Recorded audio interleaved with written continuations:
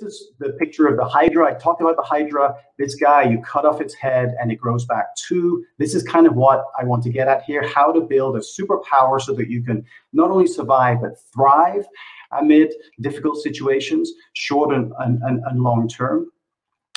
And before we get into the long term, we're going to start with how to do this over the long term. Let's just be clear what you're up against.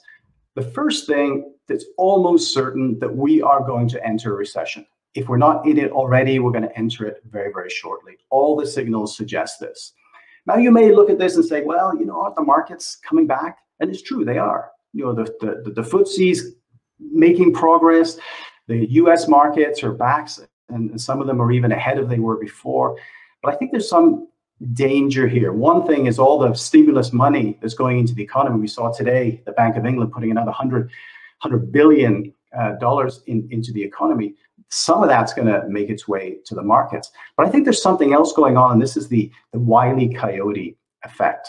Now, some of you remember when you were young watching these cartoons, this coyote is trying to catch this bird, the roadrunner, and at some point in every single episode, it goes off a cliff.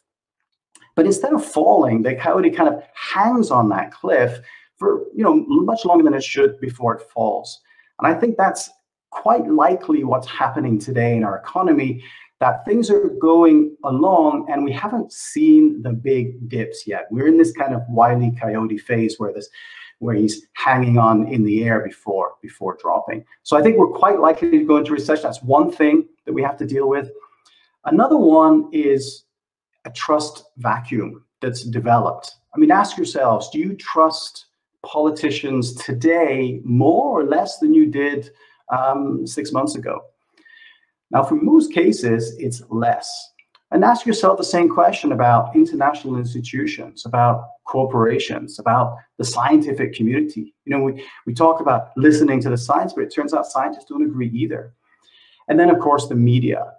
You know, this is I just saw this the other day, a media article about COVID, talking in India about the fact that the poultry industry is seeing sales drop 80% because of a rumor that if you eat chicken, then you're going to get the coronavirus. Of course, this is not true.